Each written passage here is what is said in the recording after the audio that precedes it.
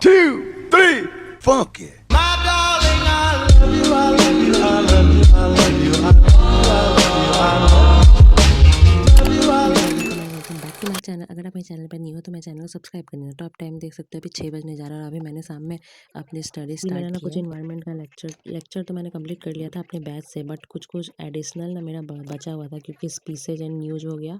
कुछ कुछ तो मैं वही ऐड ऑन कर रही थी और मुझे ना सुदर्शन गुर्जर सर के क्लासेस भी लेने हैं, मतलब कहीं कहीं जो मुझे समझ में नहीं आया अच्छा से, इसके लिए मैं वो देख रही हूँ। सर ने जो पढ़ाया था वहाँ तो समझ में आ गया, बट मुझे कुछ कुछ समझ में नहीं आया था तो मैं सुदर्शन सर का मैपिंग लेक्चर देख रही थी वहाँ पे, क्योंकि उन्होंने यूट्यूब पे भी बहुत अच्छा पढ़ाया। अगर आप लोगों ने नहीं पढ़ा तो आप जाके पढ़ सकते हो वहाँ से।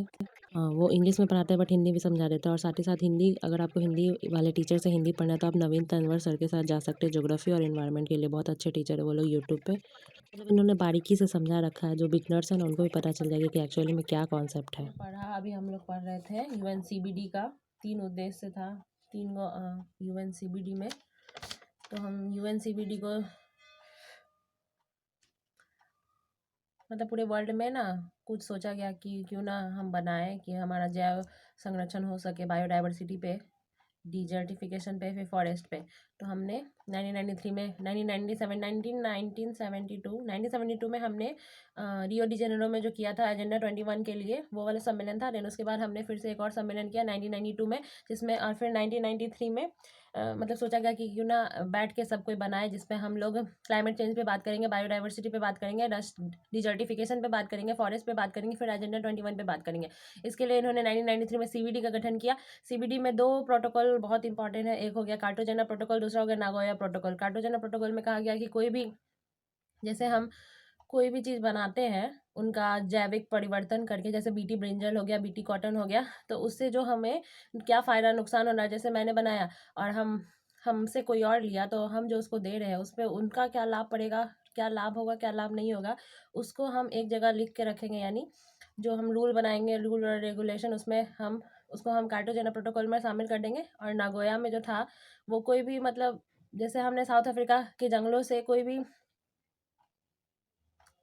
औषधि प्राप्त की और उसको लेके अब हम दवाई बना दिए, जैसे कोरोना में जैसे हो रहा था, तो दवाई जो हम बना दिए तो उसका जो हम पेटेंट तो अपने खुद ले सकेंगे, लेकिन ऐसा है कि जो हमने वहाँ से लेके आया वो दवाई को साउथ अफ्रीका से, उनके जंगलों में से पाया, तो उनके जंगलों से पाया तो उनको भी हेल्प करेंगे ना, ये नहीं कि खुद ही बना के रख लेना है। तो उसके लिए गुड मॉर्निंग एवरीवन। तो आज मैंने कल तक वहीं तक शूट किया था, तो आज हम लोग स्टार्ट करते हैं अपना डे।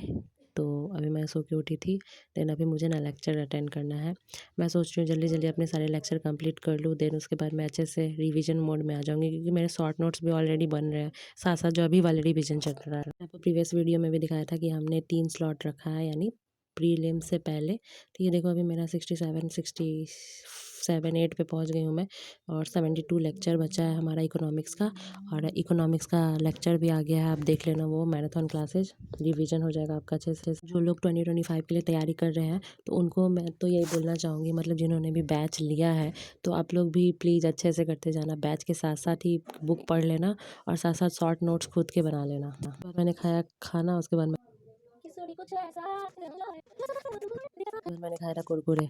तो एक्चुअली में आजकल कुरकुरे में पता है, जब न्यू न्यू आता है कुरकुरे तो उसमें बहुत सारा आता है, बट धीरे धीरे ना जब सब कोई खाने लगता है ना तो उसे कम कर दिया जाता है, पता नहीं ऐसा क्यों होता है। सबसे ज़्यादा कंजूसी तो ये लोग लेज में करते हैं, सबसे ज़्यादा उसमें नाइट्रोजन गैस ही रहता है चिप्स के अलावा। तो गाइस अभी मैंने स्टार्ट किया अपना इकोनॉमिक्स का क्लासेस करना। सो बेसिकली मैंने पहले बताया था कि मेरा छूटा हुआ है, तो मैं सोच रही हूँ जल्दी जल्दी बस ये कवर कर लूँ, मतलब यही बचा हुआ था क्योंकि मेरे एग्जाम वगैरह चल रहे थे और मैं शादी में चली गई थी ना, इसलिए मेरा बैकलॉग हो गया। मेरा इतना बैकलॉग नहीं होता, मैंने डायरेक्ट जब से क्लास लेना स्टार्ट किया था तो साथ साथ ही चल रही थी, तो इसलिए अगर आप लोग भी जो न्यू बैच जो भी ज्वाइन कर रहा है तो उनका भी बैकलॉग होना तो बनता है, क्योंकि ये ऑफलाइन क्लास तो नहीं है कि ऑफलाइन में हम लोग नहीं जाते तो उस दिन का तो हमें मिलता ही नहीं है, बस नोट्स मिलेगा, लेक्चर तो पेंडिंग ही, लेक्चर तो हमने सुना ही नहीं था तो क्या होता।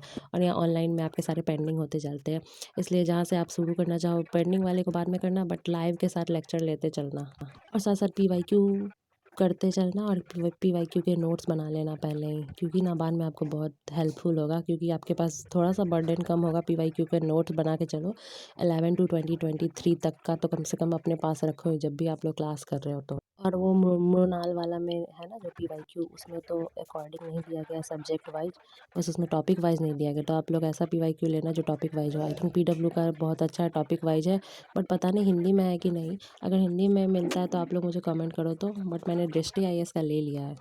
उसके बाद मैंने किया कुछ एनसीईआरटी हिस्ट्री की क्लासेस, मेरा वो भी पेंडिंग में है, तो ये साथ साथ चल रहे हैं। मुझे लगता है फरवरी तक तो ये सारे ख़त्म हो जाएंगे, और साथ साथ शॉर्ट नोट्स बन रहे हैं मेरे, उधर तो बन रहे हैं। ये दोनों लेक्चर मेरा पेंड अभी चल ही रहा है, तो उसके में थोड़ा टाइम लग जाएगा मुझे इकोनॉमिक्स और एंशिएंट हिस्ट्री के शॉर्ट नोट्स बनाने में। शॉर्ट नोट्स बनाने में अभी जो हमने एक महीना रिवीजन किया, हमारा फर्स्ट रिवीजन था, सारे हमने एक जगह कर लिए। तो अभी आप देखो टिप्स। Okay bye. खत्म करने और तेजी से खत्म करने की दृष्टि से करो। दूसरा पॉइंट ये होता है कि एक टॉपिक के अंतर्गत यदि 10 सब टॉपिक्स है तो पहले उन 10 सब टॉपिक्स को अपनी कॉपी के सामने रखो, अपने दिमाग में उसे विजुअलाइज करो। उन 10 सब टॉपिक्स को यदि तुमने याद कर लिया, अब पढ़ते हुए तुम्हारा दिमाग चलता रहेगा कि अब हमें उधर जाना है, फिर हम उधर जाएंगे, फिर उधर जाएंगे, फिर उधर जाएंगे, खत्म हो जाएगा। तो पढ़ने में एक रुचि बनी रहेगी, गति बनी रहेगी। तीसरी बात ये होती है कि कोई भी बुक पढ़ रहे हो तो पहले दफा पढ़ते हुए अंडरलाइन बिल्कुल मत करो, दूसरे दफा पढ़ते हुए अंडरलाइन करना। लेकिन पहले दफा की पढ़ी हुई चीजों के बीच से तुम एक कच्चा पक्का एक स्केच बना लो कि हमने इतना पढ़ लिया। जो पढ़ा उसको दिमाग से मेमोराइज करो बिना किताब देखे। मेमोराइज करो, मेमोराइज करने के बाद तुम्हारे दिमाग में उस टॉपिक की छवि रहेगी। जो 10 पॉइंट तुमने पहले निकाल लिया था, उसके कारण वो छवि ज्यादा स्ट्रांग बनेगी। उसके बाद तुम सेकंड राउंड पढ़ो। जब सेकंड राउंड पढ़ो तो उसके पॉइंट्स निकाल लो। सेकंड राउंड पढ़ो तो उसके पॉइंट्स निकाल लो जहां पर तुम्हें अंडरलाइन करना है। Underlining will start in the second round. और थर्ड राउंड जब पढ़ो तो उसके तुम नोट्स बना लो। प्रीलिम्स के नोट्स अलग तरीके के होते हैं, मेंस के नोट्स अलग तरीके के होते हैं। प्रीलिम्स में आप काम के तथ्यों को एक जगह संकलित कर लीजिए, और मेंस में आप ये निकाल लीजिए कि इसमें कैसे क्वेश्चन आएंगे, उसके आंसर में कौन से पॉइंट्स जाएंगे। नोट्स जरूर बनाया करो, यदि अपने हाथ से नोट्स नहीं बनाओगे, दूसरे के नोट्स के ऊपर डिपेंडेंट रहोगे, चाहे तुम्हारे टीचर का नोट्स क्यों ना हो, चाहे कितना भी बढ़िया नोट्स क्यों ना हो, तुम्हारे साथ में धोखा हो जाएगा। अपना नोट्स भले तुम छोटा नोट्स बनाओ, भले टीचर के नोट्स का इस्तेमाल करके नोट्स बनाओ। यदि तुमने एक पढ़ा, एक नोट्स पढ़ा, उसका 70% तुमको हमेशा याद रहता है, तो 30% का नोट्स बना लो। अपने ढांचे में बना लो, अपनी समझ के मुताबिक बना लो, लेकिन अपना नोट्स बनाओ जरूर। यदि मैं तुमको हिस्ट्री पढ़ाऊं और 300 पेज पढ़ाऊं तो तुम उसका भले 30 पेज का नोट्स बना लो, लेकिन अपना नोट्स बनाओ जरूर। और अंतिम पॉइंट यह है कि इससे रिलेटेड कोई भी काम करने के पहले तुम्हें उस टॉपिक से संबंधित पीटी के या मेंस के क्वेश्चन जरूर पढ़ लेने चाहिए। और सिर्फ यूपीएससी का नहीं, पीसीएस का भी, और भी किसी एग्जाम में यदि क्वेश्चन आया है उस टॉपिक से रिलेटेड तो जरूर पढ़ लेना चाहिए। क्योंकि जब तुम क्वेश्चन पढ़ लेते हो ना, तो उस टॉपिक के हर पैराग्राफ में तुमको एक बार रुककर ये सोचने का मौका मिलता है कि हां से ये क्वेश्चन आ चुका है, उस समय ऐसे ऐसे ऑप्शन दिए गए थे, आगे क्या क्वेश्चन आ सकता है, कैसे ऑप्शन दिए जा सकते हैं। इतनी बातों को ध्यान में रखकर यदि तुम हर पैराग्राफ या हर पेज को पढ़ोगे तो तुम्हारा दिमाग हर जगह उतना ही अटेंटिव रहेगा। जितना जितना तुम्हारा इतनी बातों को ध्यान में रखकर यदि तुम हर पैराग्राफ या हर पेज को पढ़ोगे तो तुम्हारा दिमाग हर जगह उतना ही अटेंटिव रहेगा। जितना जितना तुम्हारा दिमाग अटेंटिव रहेगा उतना तुम्हारा दिमाग अटेन करेगा। तो फाइनली मैं तुम लोगों को आज काम की एक बात बताया हूं, उसे रिवाइज करा देता हूं। आपका क्वेश्चन है कि किताब कैसे पढ़ना चाहिए। सबसे पहली सावधानी यह है कि किताब पढ़ने के पहले तुम उस टॉपिक से रिलेटेड पिछले वर्षों के क्वेश्चन पेपर पढ़ लो। दूसरी सावधानी यह है कि किताब पढ़ते हो तो तेजी से खत्म करने के प्लान के साथ पढ़ो, एक राउंड में खत्म कर दो, इसकी कोशिश करो। तीसरी सावधानी यह है कि एक टॉपिक जो पढ़ते हो उस टॉपिक के अंदर यदि 5, 7, 10 सब टॉपिक्स हैं तो पहले सब टॉपिक याद करो, ताकि पढ़ते हुए तुम्हें एक दिशा बोध नजर आए। चौथी बात यह है कि जब भी तुम कोई किताब पढ़ते हो तो फर्स्ट टाइम पढ़ने के वक्त में न तो तुम्हारे पास कॉपी होनी चाहिए न कलम। अगर टाइम पढ़ते हो तो कलम तुम रखो, उसका अंडरलाइन करो। और थर्ड टाइम जब तुम पढ़ते हो तो तुम कलम कॉपी दोनों रखो और उससे नोट्स बनाओ। अपना नोट्स जरूर बनाओ, चाहे वो छोटा ही सही, चाहे मेरे नोट्स का इस्तेमाल करते ही वही सही, लेकिन अपना नोट्स जरूर बनाओ। इतनी ही बातों को ध्यान में रखते हुए पढ़ोगे तो तुम्हारी पढ़ाई साइंटिफिक हो जाएगी।